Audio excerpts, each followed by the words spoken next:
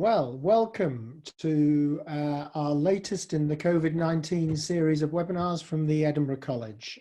It's, I think, about the 35th webinar that we've run from the college, and it's great to have all of you listening and watching us tonight.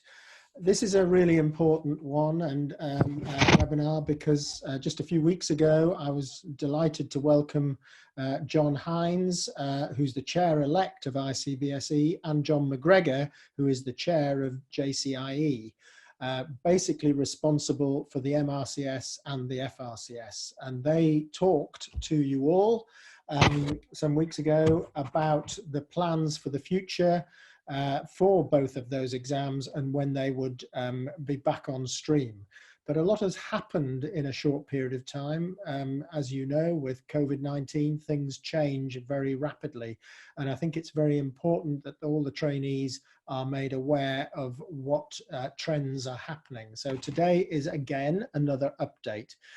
Before I introduce everybody else, I just wanted to say a few words about the college, your college, which is still closed, but virtually open.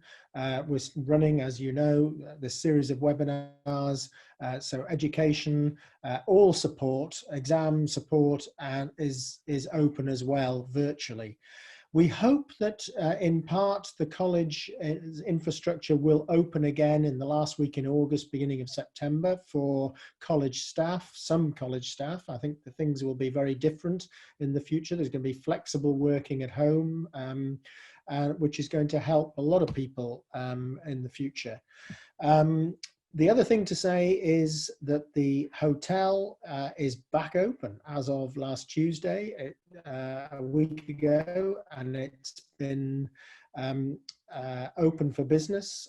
I've been there, and it's looking great, and they've done a great job in making it extremely safe for anybody coming. There are some extraordinary offers for members and fellows. This isn't really an advert, but well, it is actually.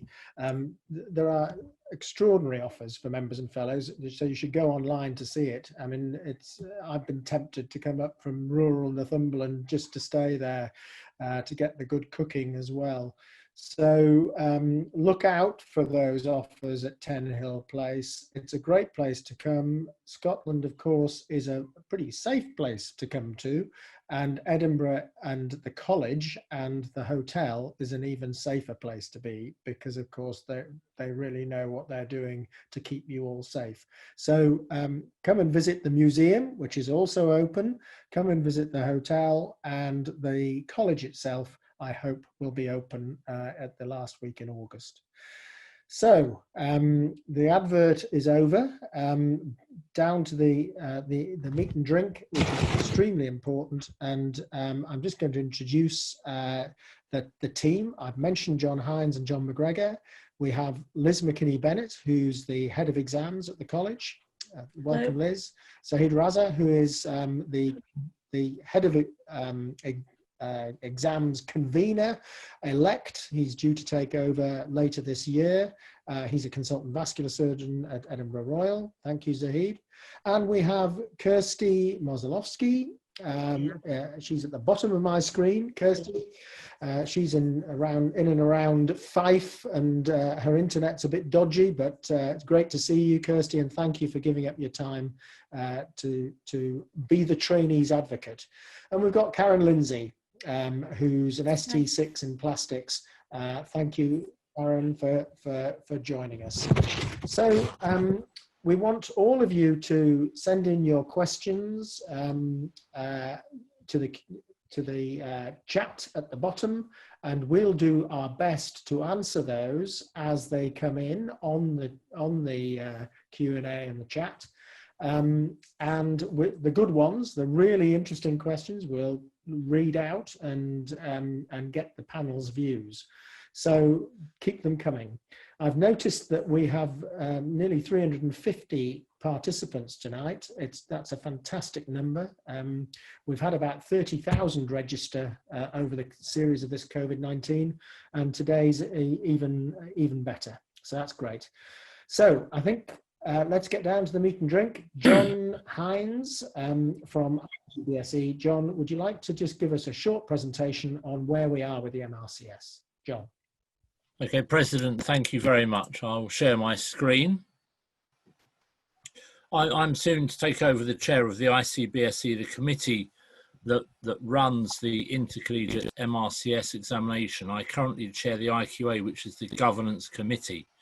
So I'm going to talk about both parts of the MRCS, A and B, and the DO-HNS exam. Can we move on, please?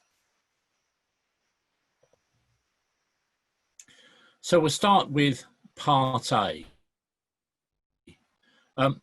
Before the COVID pandemic, there was it was a two-part examination lasting for 5 hours, both taken on the same day and in examination centres. And you'll notice that the new format that we've settled on is exactly the same. So it's going to be exactly the same examination, but it's going to be delivered remotely online with a company who have a lot of expertise in providing examinations, and we are happy that the examination will run and will run smoothly. And the date for the examination that we've now set is the 15th of September this year.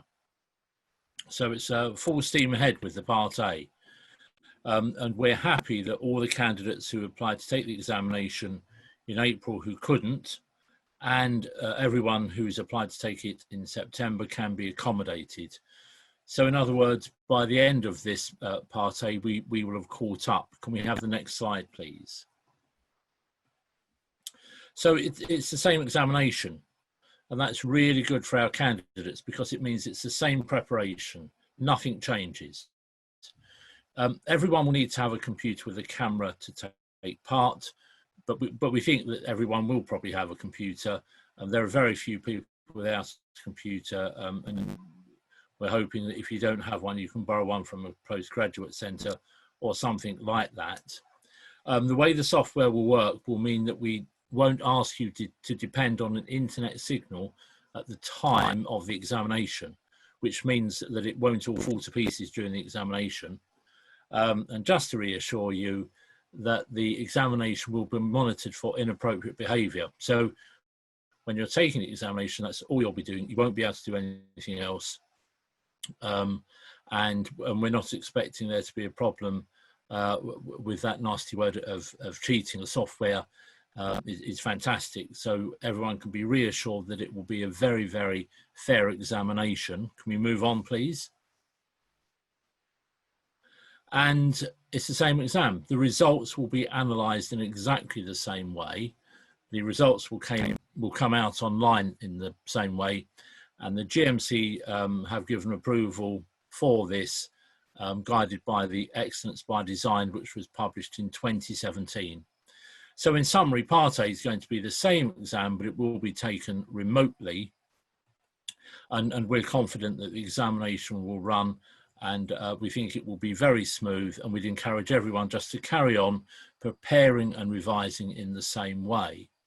If we now move on to Part B, the Part B examination is very different because Part B involves many, many people, candidates, examiners, patients, actors, college staff, and everyone has to be in one place. And that's a very difficult examination to run in terms of social distancing. And of course, there might be a more extreme lockdown. Who knows what will happen in the autumn. So a lot of preparation work has gone into working out how we can provide an examination in October, which we certainly intend to do. The current examination has 17 questions, and we felt that trying to deliver that with social distancing was going to be extremely difficult, especially because of the place that actors and patients would have to take in running this examination. So after a very stringent options appraisal, we have settled on having a 13-question format, because this will protect the examination, and also it makes the examination flexible, so we can run it either socially distanced, or if we really have to, we can run it remotely. Can we have the next slide, please? So the 13 question format will actually be very similar to the 17 question examination it will temporarily replace.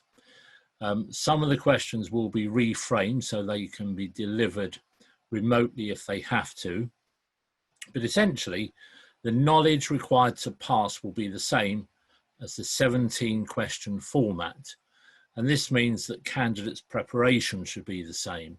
It's a slightly different examination, but it's on the same topics, and the preparation should be exactly the same, and there should be no need for any candidate to change their preparation. We've also done some very extensive modelling of a 13 format examination, and this shows that the exam reliability is just as good as a 17 question format. So this means that the MRCS will be the same MRCS, it will be as good, it will be equivalent. You mustn't think of it as being lesser because it has fewer questions, and it will be a worthwhile MRCS to sit and also to pass. Can we have the next slide? So in fact, the deadline for applications was last week. We'll have more details for candidates, which will go out in August. Is how we would have run the examination in any case. And because we've done our statistical modelling, we know how to analyse the results, and all the results will come out the same way online. And we do think that we will be able to accommodate everyone from May who couldn't take the exam, and everyone extra from October who would have been due to take the exam this time. So we think we can accommodate everyone who wants to take the exam. And again, this has GMC approval using the same guidelines as all the other colleges actually running all the other postgraduate exams are using. So it'll be a very worthwhile examination to have and to pass. Can we move on, please, to the next slide? And then very quickly, the ENT exam, the DO-HNS examination. DO-HNS Part 1 will be exactly the same. It will be an online delivery of a 2-hour written paper. And then DO-HNS Part 2, the written stations are going to be delivered remotely, and there will be a slightly shorter OSCE of 7 questions with social distancing, and some of the questions change so they can be delivered that way. And then just to say at the very end of this, the scrutiny for the DO-HNS is the same as the MRCS, and the IQA committee will make sure that this is a very worthwhile examination along with the MRCS to the same high standards that we've had before.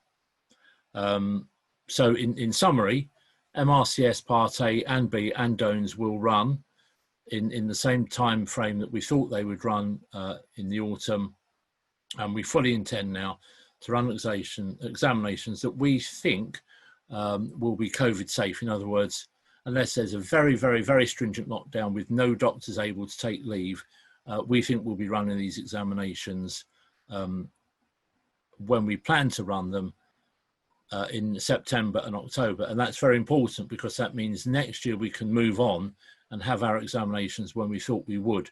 So for trainees who are waiting to pass an examination, for them to move on in their training, that should now happen without any further interruption. President, thank you very much. Great, thank you, John. Very clear. We won't take questions now. I just have a couple of things for clarification from you, John. You talked about taking this to the GMC. That has gone, I assume. Is that right? Yes, we've had several meetings. There's one final meeting to get final clarification, but they've indicated all the way that the steps that we've been taking, we've been very clear, are fine, and they're in line with other colleges, the physicians, obs and gynae, people like that. Everyone's doing the same thing, and we know that we will get GMC clearance for this. And we'll have quite a lot of Irish representatives, trainees listening. I assume that it's gone to the Irish Medical Council as well. It has indeed, yes. That's and there are no problems. And the last question was just about the international MRCS. Where are we with actually taking this abroad? Yeah, so Part A, we think we can deliver fairly easily using a computerized system. We haven't yet decided exactly how we will run Part B abroad. I think that once we've done Part B once here, and I'm sure it will work, that means we'll be able to implement it abroad again in all the centres as we used to. Great. Okay, thank you, John. Right, I'm very going to turn to McGregor, Mr. McGregor, who's going to talk about the JCIE and JSCFE exam. John. Thanks, Mike, and thanks for inviting me back again. What I'm going to talk about tonight is just give you a little bit of update as to where we are with the Intercollegiate Specialty Board examinations, but also cover a little bit about the Joint Surgical Colleges Fellowship examination, the international exam. There were a number of questions about that the last time. I've already answered some on the chat lines tonight, but I'll address that a little bit. And just then give a little bit of a comparison between the two, because I think there's a little bit sometimes confusion of where we are. So to start with the UK and Ireland exam, the Intercollegiate Specialty Board exam, everyone will know, or at least hopefully appreciates, that it is mapped to the UK and Ireland ISCP training curriculum for each of the 10 surgical specialties. And the exam is an integral part of the assessment blueprint. It requires GMC approval, just as a curriculum does, in keeping with excellence by design. I think everyone will know that there are defined entry criteria. Every candidate applying for an ISB exam has the 3 structured references. For the UK, there's a requirement for an ARCP outcome 1 at ST6 or ST5 in urology and max facts. In Ireland, it's a similar competency with the CAPA, which is a competency assessment and performance appraisal. We are bringing in revised entry criteria for not in training candidates from January 22, which will harmonise as closely as we possibly can the 2 groups of candidates. So where we are with ISB Section 1, unlike John and MRCS, we have been computer delivered for 10 years. We will recommence the Section 1 diets in November and January, 5 specialties in November, 5 specialties in January. That is by the published timetable. Pearson VUE, who deliver the Section 1s for us, have modified delivery to allow for social distancing, and they have confirmed to us that they have adequate capacity to accommodate the 496 candidates that were displaced from the June-July sittings, but also, in addition to that, trainees who will become eligible courtesy of ARCP progression this summer. And it's important to note in relation to ARCP, an outcome 10.1, which is a COVID-specific, no fault, outcome that some competencies haven't been achieved, will not preclude entry. So you will be able to enter with a 10.1 ARCP. ISB Section 2 is always a bit more complicated, and when I spoke the last time, we talked about 3 scenarios that we'd worked out based on our ability to accommodate, ranging from all candidates down to having to focus on trainees just about to certify. Our planning is very much based on following that best case scenario in terms of numbers. It allows equity of candidate access, again, across all groups, clearly important for career progression and the service of the UK and Irish healthcare systems. And certainly for us as well at JCIE, it clears the backlog rather than simply pushing some candidates into 2021, when we would experience the domino effect of these Section 1s that are going to run, just adding to the backlog, and it would spiral out of control if we couldn't do it. It's no mean feat to accommodate all these candidates later this year. The numbers might be small compared with MRCS, delivered in multiple areas, but still considerable. And these are the numbers that we are looking to accommodate later this year, 557 candidates in total. The reason there are not applicables down in the left-hand column of spring 2020 is that 3 specialties we did manage to run a diet, more or less in the penultimate week before lockdown. And max facts we were not going to run in the autumn, simply because without a Section 1 feeder and probably only 1 eligible candidate, it's just not sensible and not economic to run that exam. So 557 candidates. And I should say November, the original timetable would have had exams starting in September. We decided early on it was just not practical to even plan for that, given the unpredictable course of the pandemic.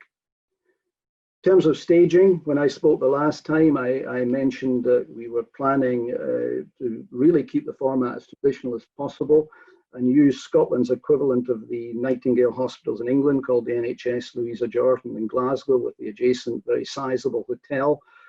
The Scottish Government have been extremely supportive and have given me first shout on these facilities from November into December.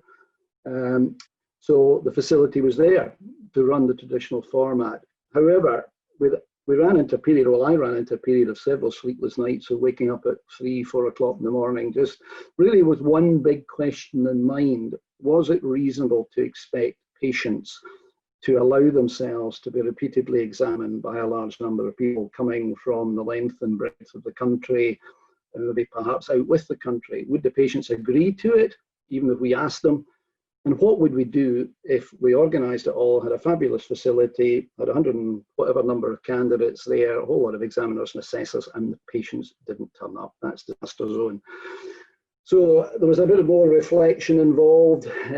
All of us within JCIE, with the other medical royal colleges, both directly, but also as part of the Academy of Medical Royal Colleges assessment group, with the GMC itself and with the college presidents, one of whom is here tonight, obviously, and chairing this evening, but also society. I spent a lot of my clinical time doing telephone consultations and just sounding out patients, and it really was becoming clear to me, all the media coverage that you have seen, COVID is not going away, and this was a problem. So we came to the decision that really to think about hands-on clinical examination in the current climate was not going to happen, and our best case staging scenario could soon become a car crash if we proceeded down that line, and planning needs to be done well in advance of these.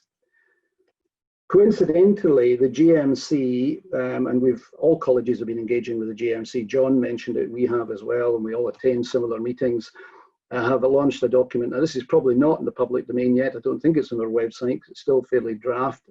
And it's essentially a document which is a much abbreviated version of what you have to go through to approve any curriculum or assessment system, and it's temporary changes relating to COVID. GMC are specific. It's only for changes to mitigate for the ongoing impact of COVID, predominantly to address the difficulties of the examination delivery. It's not for changes to the major changes to the construct of an examination. That does require the full programme of submissions through the CAG and COG groups of the GMC. Absolutely mandatory that the standard of assessment must be maintained, and it's a time-limited change. The GMC are promising rapid decision making. Aim is for 2 weeks. I met with Jane Cannon, head of approvals at the GMC, about 10 days ago, extremely supportive of this sort of approach, and the submission I put in at the end of last week. So really what we're planning now for November is that we will, our intention is to accommodate the 557 candidates. We will retain some patients, carefully selected patients, for communication and professionalism assessment in intermediate and long cases. We've looked at our psychometric data. Long cases perform well where there is interaction for these sort of parameters, but we will not do physical examination in the November exams. The candidates will be expected to outline to an examiner how they would approach a patient, but not physically do it. For short cases, anything I would suggest that's less than 7.5 minutes, would replace these with clinical scenarios, which would be accompanied by photographs, crops if appropriate. And again, the examiner experience we would rely on. Remember, all our examiners have gone through training programs. Most of them, they've all examined many, many times before, and we'd use their experience to differentiate them from the structured orals. The non-questioning examiner, for example, would role play the patient for the sake of any questions that might want to be asked. We need to keep the numbers down. We will not have any examiners or training or observers at the November diet. And the change application I've put in is for November to March in the first instance, to cover the winter, because that is going to be the problematic period. In reality, I see it probably going on to extend to the May diets, but I promised the GMC in the submission I would go back once we've done the psychometric analysis of the November diet so that we can compare it with our historical data. And I think the important thing about all of this, if the worst comes to the worst and we do end up in lockdowns or for whatever reason or restrictions on gatherings and travel, this method could be delivered remotely. We might have to reduce the numbers, and we might have to focus down in certain groups, but we could do it remotely. You certainly can't do physical examination remotely. There will be other measures we'll build into this, with safety of everyone paramount. On the left-hand side there, we're going to ask all attendees, and that includes examiners and assessors, to sign declarations at the time of attendance that they've not had any COVID symptoms, have not knowingly been in contact with anyone with COVID in the preceding 2 weeks, and have not been out of the country in the same time period. We're purchasing non-contact thermometers, so everyone will be temperature checked on arrival, and anyone with a fever will not be allowed in to the exam. In terms of physical protection, as you would expect, there'll be sanitizers, wipes for tables, hand sanitation. We're purchasing Perspex screens to put the volunteers for these long cases for the history taking behind. Clearly no handshakes. And I would expect masks to be worn. You wear masks in an outpatient clinic at the moment. It seems only reasonable if you've got a volunteer patient there, even if they're behind a Perspex screen and socially distanced, that you protect them. And similarly, in terms of catering exams, the venue has lots and lots of room. We will do this by spacing this out with more outlets. And I would say we're not going to use the Louisa Jordan now, but we will use the hotel adjacent to it, which is probably the largest ballroom and other facilities I've seen. Lots of questions about timing. I wrote to all candidates in May and said I would provide an update in July. I am going to adhere to that timescale. The JCIE staff were back from furlough last week. They're working on this, and the intention is I will be communicating with everyone via the boards later this week. There's just one or two fine-tuning bits to be done, but that is the provisional timetable. I do not expect it to change now, but please do not get as absolute gospel until you get a letter out. Trauma and orthopedic surgery, we've left exams that were scheduled for November originally in their slots. Examiners had already put dates in their diary, and it's much easier to do that than to start moving everyone about. So T&O at the beginning, that will take place in the Crowne Plaza in Glasgow, followed by general surgery. That's displaced from September. That will also be in the Crowne Plaza in Glasgow. Vascular surgery will be in Glasgow. Plastic surgery will be in Glasgow. Urology has never had a clinical component, and the plan is the urology will be staged in Edinburgh in the college there. ENT, a wee bit of tweaking just to do at the moment with a date. It might slip a day just to availability of hotel space, but likely to be in Glasgow also, but will be confirmed this week. And similarly, neurosurgery in Glasgow. Cardiothoracic, it was scheduled for October. It's moved to these dates in December. May or may not be in Glasgow. It might be in its original destination in Manchester. We're just looking at hotel contracts at the moment. Pediatrics, perhaps one slightly different from the other specialties in that the nature of the long cases in pediatrics tend to be children who will fall into the vulnerable group, and when they do attend, they have to bring parents, they have to bring carers, they have to bring play people. That we will do that as a scenario-based exam only, and in Edinburgh, in the college in Edinburgh. So that's really where we are with ISB, and clearly I'll be happy to answer any questions afterwards. Just to turn to the international exam, the Joint Surgical Colleges Fellowship exam. This was started in 2012 in response to international demand. It is a truly international exam, although most of our candidates do come from Middle East, India, Pakistan, Southeast Asia. It is established in 5 specialties: general, T&O, Neuro, Cardiothoracic, Urology. ENT was scheduled to start in March of this year, but that fell into the cancellations on account of COVID. So hasn't actually taken place yet. Our plans to get things going: Section 1 JSCFE will, just as is the case with the Intercollegiate Specialty Board exams, commence as per the published timetable in September, delivered by Pearson VUE on an international basis. Same adjustments going into place. Now, the only slight change there is because urology and T&O have a big demand, and because of the social distancing, Pearson VUE are having to split that over 2 days to provide sufficient capacity. That means we've had to generate additional examination papers, but we can't have the same paper on consecutive days. That is done and with Pearson VUE.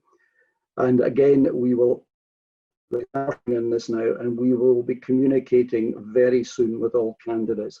The one thing to point out, and if you look at the JSCFE website, there is a statement from me on there to say that entering an exam in the latter part of this year for JSCFE, we cannot at the present time guarantee when a successful candidate will get a Section 2 place.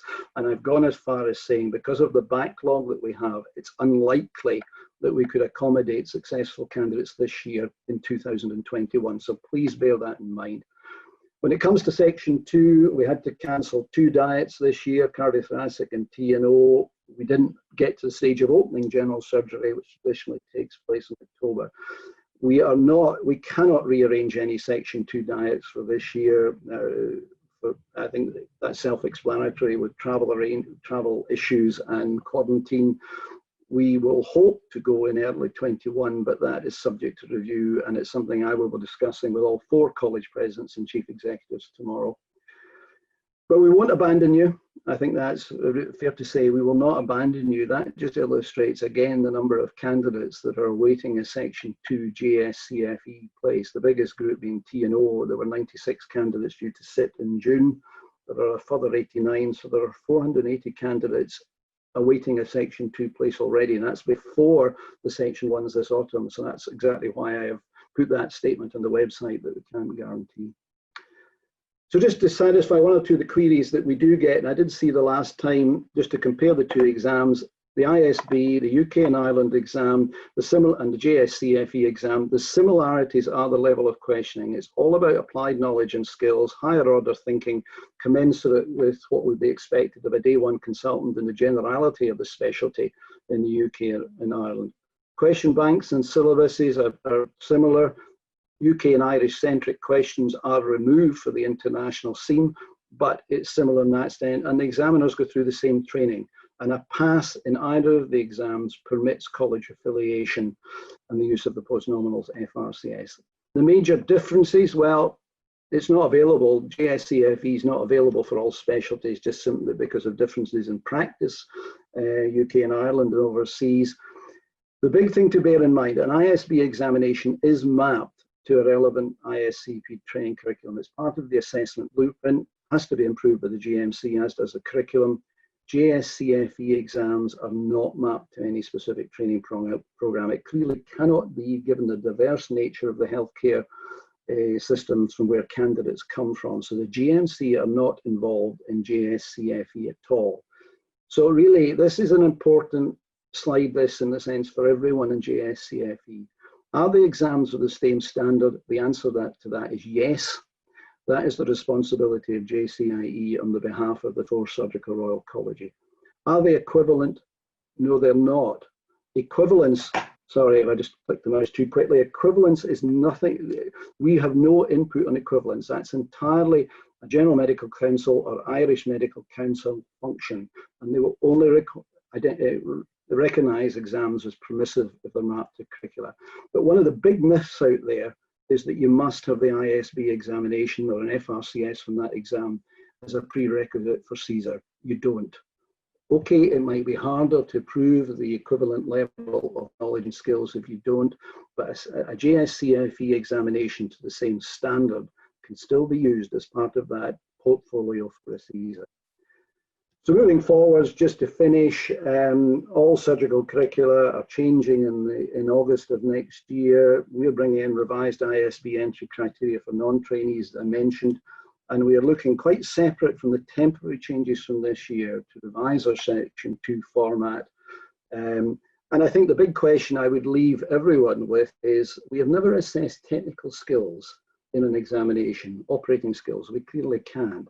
Is it appropriate that somebody at the end of training who's been through many years of supervised practice, who sat an MRCS, and all candidates will sit an MRCS in the near future with the new entry criteria for not in training, is it appropriate that we need to assess basic clinical examination skills?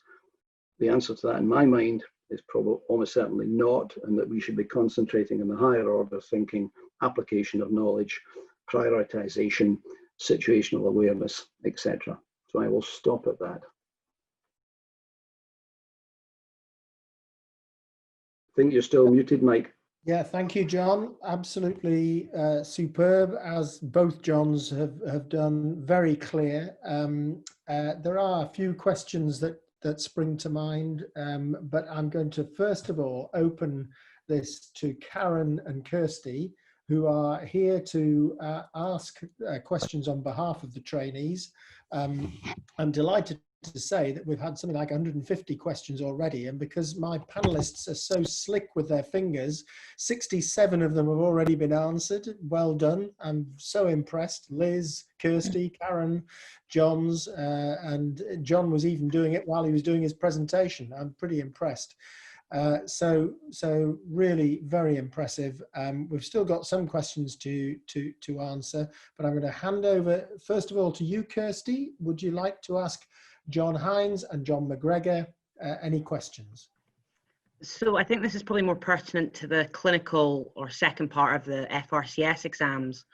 You mentioned that all candidates would have to sign a declaration to say that they were symptom-free and had had no contact with known COVID cases in the fortnight prior to this. Now, really, the only way that candidates can guarantee that would be for them to take 2 weeks of sort of isolated study leave prior to the exam, or prior to sitting the exam. And the question is, how will that be supported? Has there been any dialogue with NHS Education Scotland or HEE or the academies to support a period of 2 weeks study leave prior to examination? No, we haven't done that, Kirsty. I think it's fair to say what we're saying is not knowingly being in contact with. If you carried that fully, it wouldn't just be a case of time off work. They would have to self-isolate, and we're not planning to suggest that that needs to be the case at all. It's just... And what if a candidate was to attend the exam and have a temperature on the day of the exam? If they've got a temperature above the amount, we would have to say that they can't enter, and it wouldn't count it as an attempt. That would be a derogation just based on COVID, and we'd have to do that with examiners and assessors as well. We've got to protect everyone. We've got a gathering and we've got volunteer patients there, but we've got staff there as well. We need to bring these measures in. I think that's the only thing we can do. Important questions, Kirsty, but the candidate would not count as an attempt, and secondly, they would not lose their fee under those circumstances. I think that's important to get over. Karen, any questions from you? Yeah, I have a few, if that's okay. Good, so yeah. About the MRCS, so Mr. Hines, just to talk a bit more about the invigilation, a few people contacted me before we held the webinar, and I think a few people have asked as well in the chat so far about how that will work and what that will look like. Okay, so Liz might need to help me with this as well, as the person responsible for actually holding the exam. We tried out different companies to find out who could do this the best, and you won't be surprised to hear that every company is very hot on invigilation. But there is appropriate software which seems to be foolproof. And we hate to use the word cheating, but I don't think cheating will be possible. And so everyone should be reassured that it will be a very fair exam. Liz, I don't know whether you want to say anything extra to that. Yeah, I think so. I think people are very concerned about this, and it's absolutely a perfectly reasonable concern. But we're totally convinced that this is the best way of doing it. We had some difficult decisions to make, I think it's fair to say, between having some companies would offer an online, a totally online experience, totally live online experience. But this was of concern to us because we were worried about people having that immaculate online perfect broadband and Wi-Fi, which we all know because we've all been doing Zoom quizzes with family and friends, that it can seldom happen. So if I explain the way that we're going to do the MRCS exam, I think might probably help. So the idea is that people will, a couple of days before the exam, they'll be sent an email by the organisation that's going to be running the exam. They will download a rock solid locked in exam, which you will download. No one will be able to touch it, no one will be able to see it, you can't do anything to it. It's essentially dead at that point. On the day of the exam, you get all the instructions we'll send out candidate instruction will send out regulations and rules all the, you know, the weeks before, but on the day of the exam, you will then go online, you'll get a password and security code, and you'll be told to do this between certain times on that day. So everybody across the world sitting at the same time as they always do. Once you get the password and the security code, you will then, the exam will spring to life. You will then be registered. You'll be able to start that exam once the exam is open. And then by some magic of IT witchcraft, you then no longer have to be online. So you can come offline, and then the exam starts when you start. And you don't need to be online when the exam's been taken. You've got your 3 hours and your 2 hours to complete your exam, and you can do that offline. I've had a couple of questions about, can you go back and redo some of your questions? Can you check and review? Yes, you can. Once you have decided you've come to the end of your exam, you've answered everything, or you've had your warnings that the time's nearly up, then once you've closed down your exam, that then shuts it down. You scamper back across to McDonald's or to home or to work or wherever it is you're going to do it, and then you go online again, and then that exam is uploaded. So you only need, I think it was only about 1 megabyte to actually be able to download it, and a megabyte to be able to send it back. So it really doesn't take much. In terms of the security, it will be virtual invigilation. So it's going to be, you will be tracked by your webcam on your video, on your computer, on your laptop, your webcam. That will track your face, your eye movements, where your hands are, if you disappear off screen, if you seem to be looking down, if you seem to be looking at all your crib sheets on the wall behind you, it will track and it will record every action that you take. And then after the examination, that will all be checked by a virtual invigilator, but most importantly, that will then be checked by a real human who will then review everything, and they're highly experienced in delivering all different levels of very high stakes exams across the world.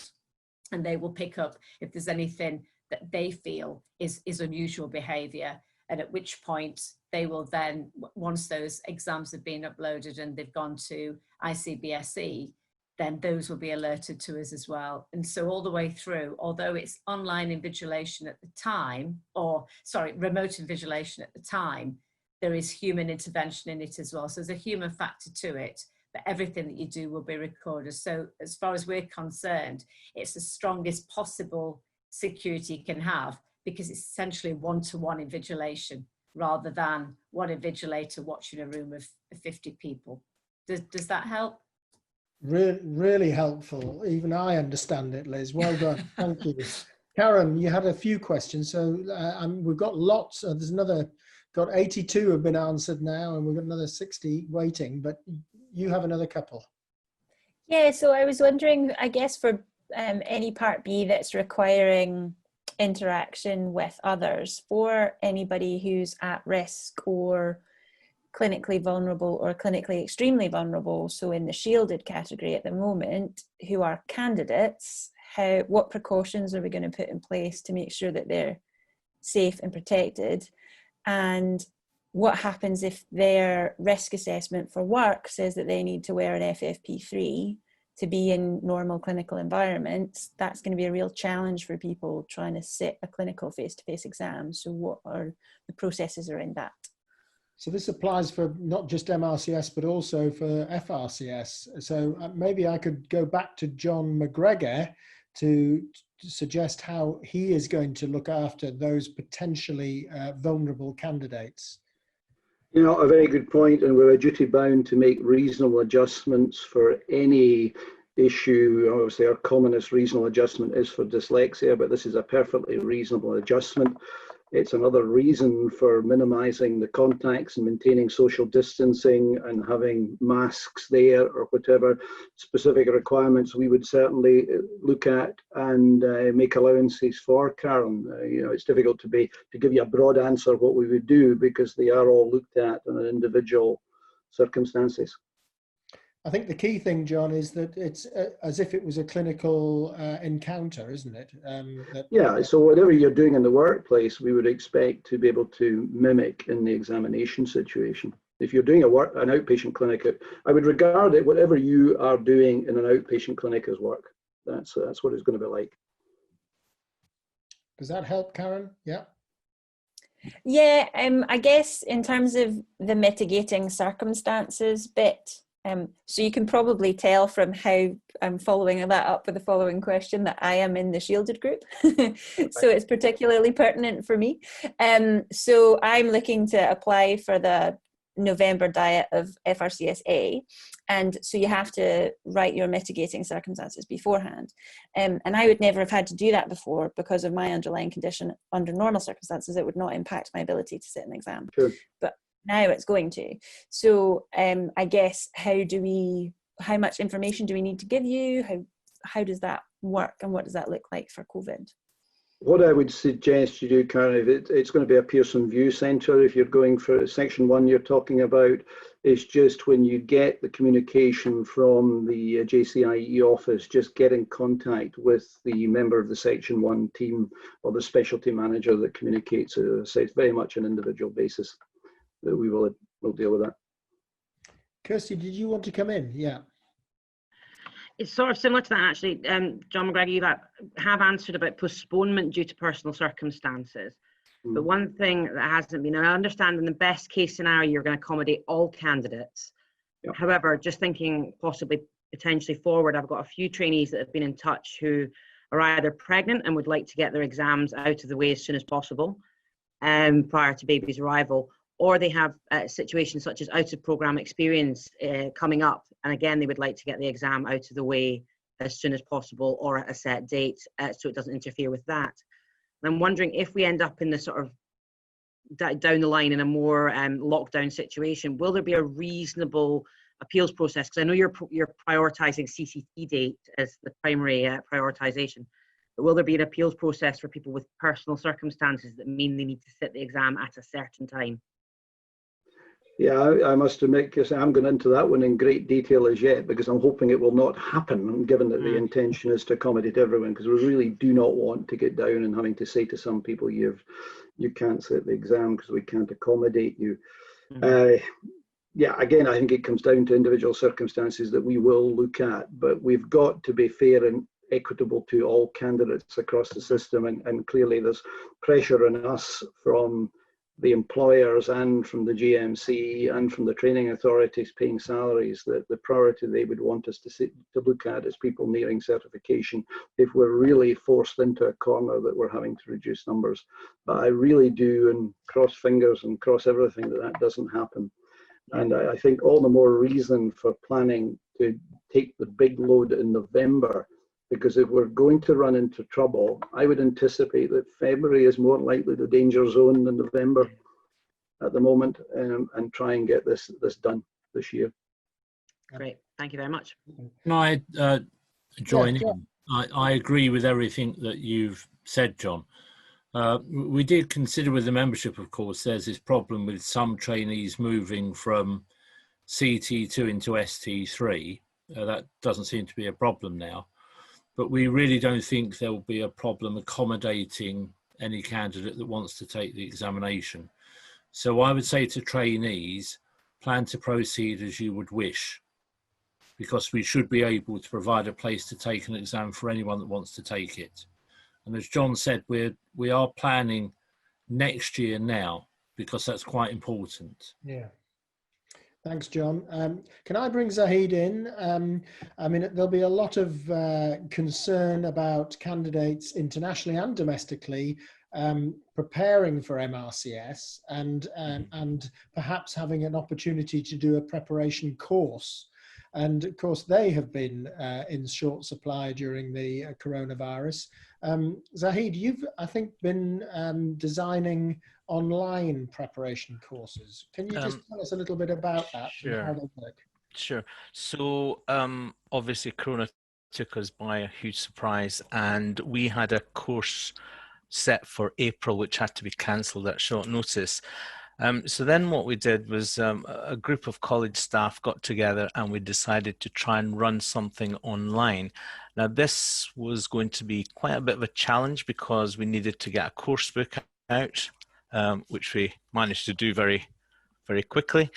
And we made sure that we could only have about 20 candidates on the course. The course, actually, we ran it about 3 weeks ago, and it was incredibly well received. What we did was made sure that we selected only the UK candidates, and the reason for that was just to make sure that the internet connection was satisfactory before we rolled it out internationally. We've got another course coming out this weekend, which is mainly from the Maltese candidates. So that's going to run this weekend. So the way the course is constructed is you've got a series of talks, and then we have 10 OSCE scenarios on day 1 and 10 on day 2, and they're all different, you know, kind of areas that you'd be examined on. And some things like the telephone examination, the telephone OSCE is actually straightforward. Then it becomes a bit challenging when you're doing a procedural skills, and what we do there is send everybody a kit out. You know, it was a suturing kit the last time, and they have to suture something with their cameras on the object. We don't do any physical examination stations for obvious reasons. And we did a lot more communication, and the anatomy was just pictures of prosections in the manual. So actually the way the course runs over the 2 days is that you just turn the pages over in the course book, and you know all the questions are there, and then you're supposed to interact with the examiner. And it's actually run very well, and it's a great credit to the college team that they've actually managed to get this running so quickly in such a short period of time. Our only problem is actually being able to deliver as many of these as possible, because it is quite time consuming. We need at least 5 examiners and IT staff back up there as well. But it's been quite successful. I mean, I watched this, Zahid, and it was absolutely fantastic to watch. And I mean, you could tell that the candidates were getting an awful lot of very one-to-one feedback from the examiners and so on. And it was a great success. Well done to Ryan Lowry, who's facilitating today, who had put so much work into it. Have you had any feedback from the candidates? Yeah, actually the feedback came back just a couple of days ago, and so we made sure all 20 candidates gave us feedback. And we had about a 94% on average, excellent rate. So nothing was average or below average. It was either good was roughly about 6% and excellent was 94%. So the feedback was incredibly good. I don't know, that was because you know, that we had a lot of good banter as well. The candidates also liked the fact that after the OSCE we had a 7-minute discussion where, you know, the whole group would actually get together and, you know, say what the good things, bad things, and, you know, we would grade the candidate accordingly. So based on that, we made it as realistic as possible. But I think given that this was the first time round, we're going to try and improve things further, because there were a few teething problems. But generally speaking, the feedback has been very good. Good. So this is all for the domestic candidates. You say you're going to roll this out to Maltese, but what about the international candidates? I'm very concerned for them, because they're not even getting an exam yet. And we're not even providing the preparation courses. So are you got any plans to try and support? Yeah, I mean, that's crucial. The reason we did the one in the UK was really just to get an idea and to see how it would run. A lot of the issues would be behind, you know, adequate broadband connections. Thankfully, nobody actually dropped their broadband, which I was quite surprised by. I thought there'd be all sorts of problems, but IT took care of that on their side. So the idea would be to actually roll it around, roll it internationally. And in the course book, we actually have a specification what is required, for instance, the type, broadband connection, camera, and so on. So that is the next thing to do after this weekend, is we're looking to actually broaden this and perhaps even try to see if we can accommodate more than 20 candidates at a time. Great, thanks, Zahid. So we've managed to answer over 100 questions online, and there's still quite a lot unanswered, but amazing seeing we've had 450 people on the call and over 200 questions asked. One question, John, for McGregor, for you, and again, it's JSCFE, which we haven't really majored in on previous webinars. Mohammed Barasi says, I'm in a country that has no Pearson View centres for the JSCFE exam, so I have to travel outside, which was okay pre-COVID, but now it's difficult. What can you say to him about the coming year and being able to run the Section 1? Yeah, I can't really give an answer to that one, Mike. As you know, it's Pearson View our contract is with, and for the security of delivery of Section 1s across both ISB and JSCFE. I think all I can say to that is just keep a mindful eye and watch the situation and see where we are. I'm not sure I can offer any magical solution to that one at the moment, sorry. Okay, thanks. And Max Osborne asks a question again about, would you recommend self-isolation for 2 weeks prior to the exam so that you can attend either the MCQ via Pearson View or the Part 2 exam? But you've answered that one, John, really, by saying that you're not asking for self-isolation. Okay, so we've got a lot of questions answered. Karen, Kirsty, any further comments? Anything that's bothering you that you would like to ask? No? I think just looking through the chat, some of the MRCS candidates are asking about going to the bathroom, which I think is a valid question. Well, I've missed that. So, Liz, I think that's in your neck of the woods, isn't it? Yes, it is. Yeah, in the same weeks when we do the written exam, obviously there's a break in between the papers, so there will be a chance to gather your thoughts, take a break, have a glass of water, and then you'll restart again. So don't worry about that. It will be fine. And in a similar vein, there was a question which I've answered. Are we going to publish a list of things that candidates can and can't do? There won't be a list. The thing to do is just carry on normally. That's all you have to do. Don't worry about it and just carry on normally. If you've nothing to hide, you've nothing to fear. I think it's absolutely a good way of looking at it. And please don't worry about the security side. We've really worked very hard, and we've pressed the company that are going to deliver the exam. We've pressed them very hard to make sure that we're absolutely confident, because there is absolutely no way we would allow any of the candidates to sit an exam that was in any way inferior or of a lesser quality, of a lesser stringent security standards. We will not let anyone be accused of sitting a corona qualification. This is a proper MRCS Part A examination. It is absolutely the same. It's from the same question bank. It's the exam questions written by the same people. It is genuinely just the method of delivery that will be different. So please don't worry. It's in no way a lesser exam. I can promise you that. Thanks, Liz. There is a lot of anxiety in our international candidates for the MRCS. I've just seen a comment from I'm a surgical trainee in Nepal, and we have interruptions with electricity supply and hence the internet. Would the exam time pause? Should there be a cut in electricity? What would happen? And of course, we have no plans yet for the MRCS to be delivered internationally. We don't know whether it'll be done remotely. We still expect and hope for the best that we're going to be running face-to-face exams. But if not, and it is remote, we have to make sure that of the integrity of the internet to be able to deliver the exam, and we can't just pause exams.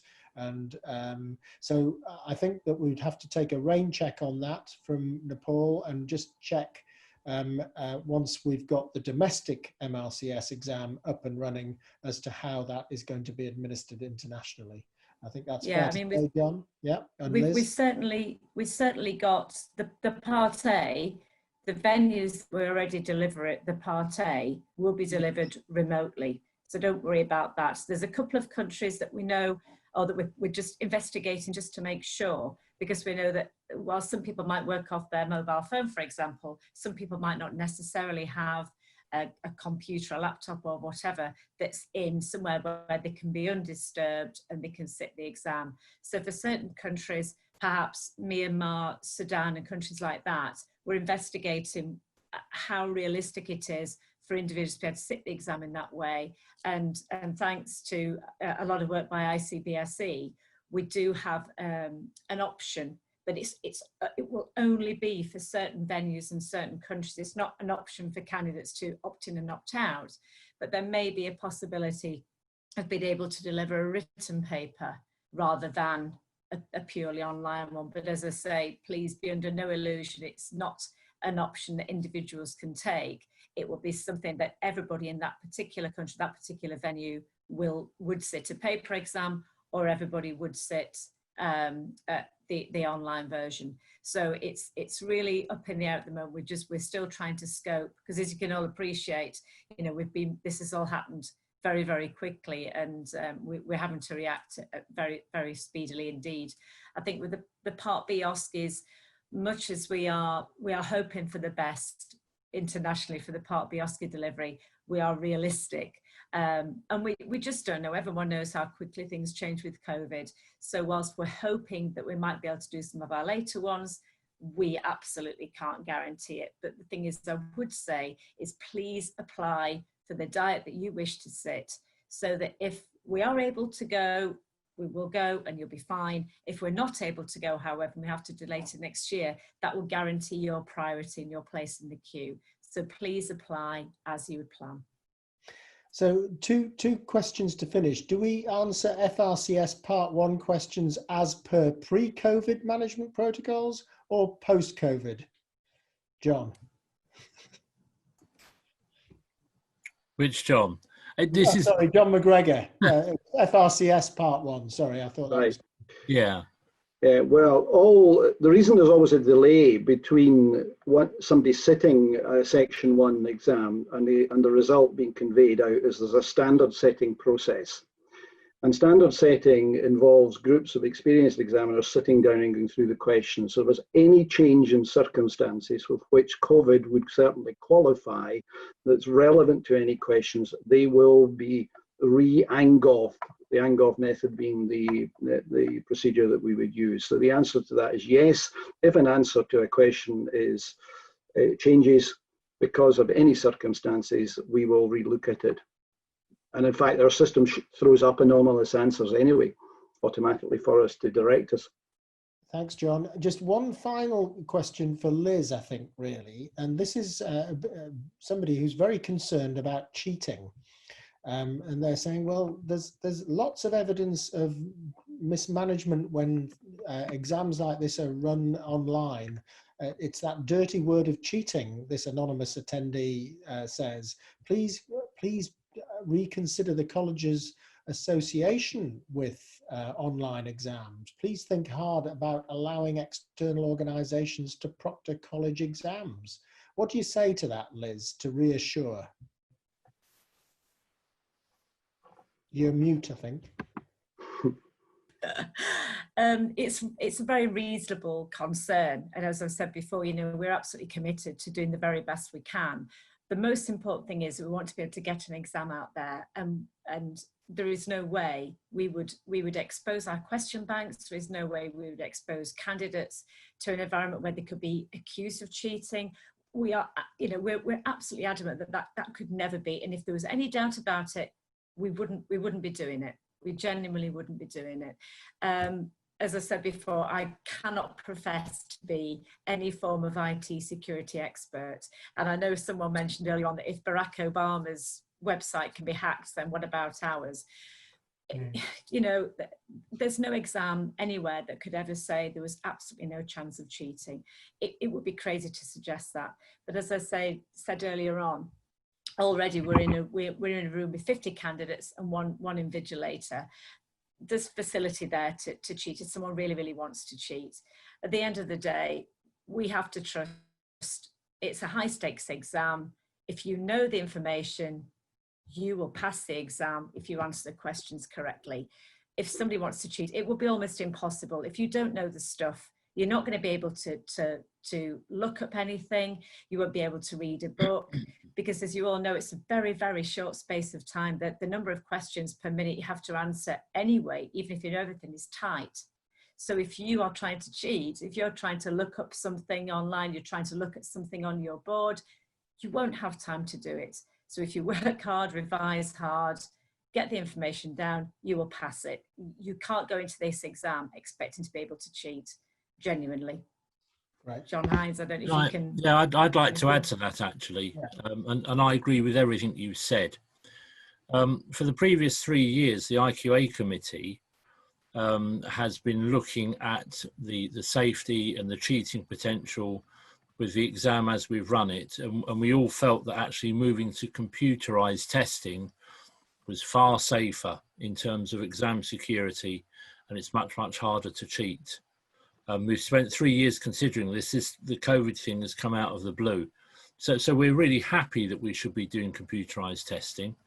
And the company we're working with for the Part A, that they've examined millions of candidates now, and they would not still be up and running if their system didn't work.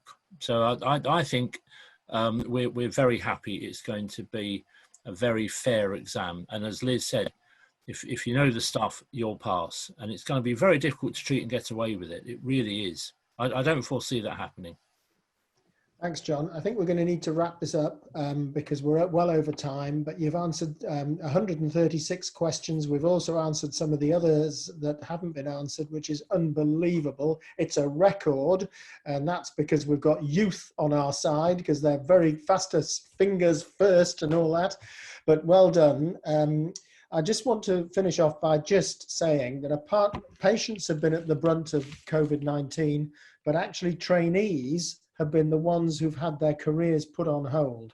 And we prize the future of surgery very highly, and that is the trainees, and we have to look after them. And I think you've seen that everything is being done at both levels, MRCS and FRCS, to look after the trainees and to support them and to develop courses as well. And I can tell you that the Tim Graham, who's head of COPS, the postgraduate schools, and he says that the heads of schools will all try to support trainees with the appropriate study leave, whatever is necessary for exams. We have to make that pledge because you have been so disadvantaged. So we are on your side, trainees. We can't pass the exam for you, but we're going to do everything we can to make it a seamless process. So thank you to all the trainees. We had over 450, I think, at one stage today with all those questions. And thank you to the panelists who have been absolutely fantastic in answering those questions. So the two Johns, thank you. Liz from Bognor, and Kirsty and Karen from the wilds of Scotland, and Zahid, thank you from West Lothian for your input as well. It's been a great session, as all of them have been. So have a lovely evening. It's still the sun shining here in Anglesey. I hope it is with you too, and thank you very much, and goodbye. Thank you, President. Goodbye. Right. Thanks, Mike. Good night. Bye. Good night. Good luck, everybody. Thank you. Good luck, yeah.